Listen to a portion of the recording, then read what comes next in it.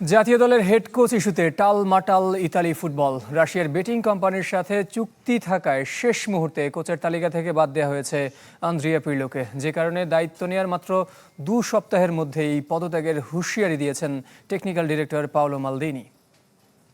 নগদ নিয়ে এলো হার না মানা হার অফার।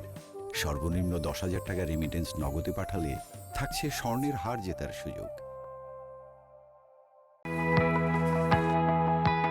রোববার পর্যন্ত নিশ্চিত ছিল আন্দ্রিয়া পিরলোই হতে যাচ্ছেন ইতালির নতুন কোচ, কিন্তু সোমবার উল্টে গেছে পাশার দান। বিশ্বকাপজয়ী মিডফিল্ডার নিজেই জানিয়েছেন আজ্জুরিদের বস হচ্ছেন না তিনি। মূলত রাজনৈতিক চাপ আর বেটিং বিতর্কের কারণে তাকে বাদ দিয়েছে ইতালি ফুটবল ফেডারেশন। কয়েক বছর ধরেই রাশিয়ার জুয়া প্রতিষ্ঠান ফনবেটের শুভেচ্ছা দূত হিসেবে কাজ করছেন এই সাবেক মিডফিল্ডার।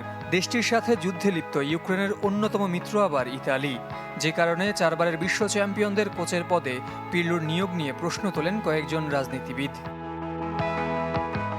সেই চাপে শেষ পর্যন্ত নতি স্বীকার করেছে ইতালিয়ান ফেডারেশন। বিষয়টিকে নিজের কাজে হস্তক্ষেপ বলে খেপেছেন technical director Paolo Maldini. Gazzetta dello Sport এই খবর জানিয়েছে, যে কারণে দায়িত্ব নেওয়ার 2 সপ্তাহ না যেতেই পদত্যাগের কথা ভাবছেন সাবেক এসি মিলান কিংবদন্তি, যার প্রস্তাবে দুবাই ইউনাইটেডের দায়িত্ব ছেড়ে ইতালির কোচ হতে রাজি হয়েছিলেন পিরলো।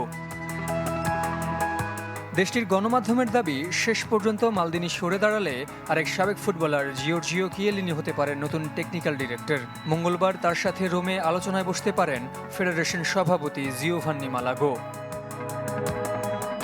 তবে নিশ্চিতভাবে পরিবর্তন আসতে যাচ্ছে ইতালির সম্ভাব্য কোচের নতুন তালিকায়, যেখানে আবারও আলোচনায় অ্যান্তোনিও কন্তে, যার অধীনে এর আগে প্রায় 2 বছর খেলেছিল আজ্জুরি, কিন্তু তেমন কোনো সাফল্য পায়নি।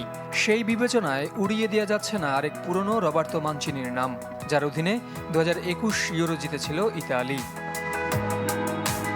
টানা 3 বিশ্বকাপ খেলতে না পারায় এমনিতেই সমর্থকদের চাপে 4 বারের সাবেক চ্যাম্পিয়নরা। সাগর, চ্যানেল 24।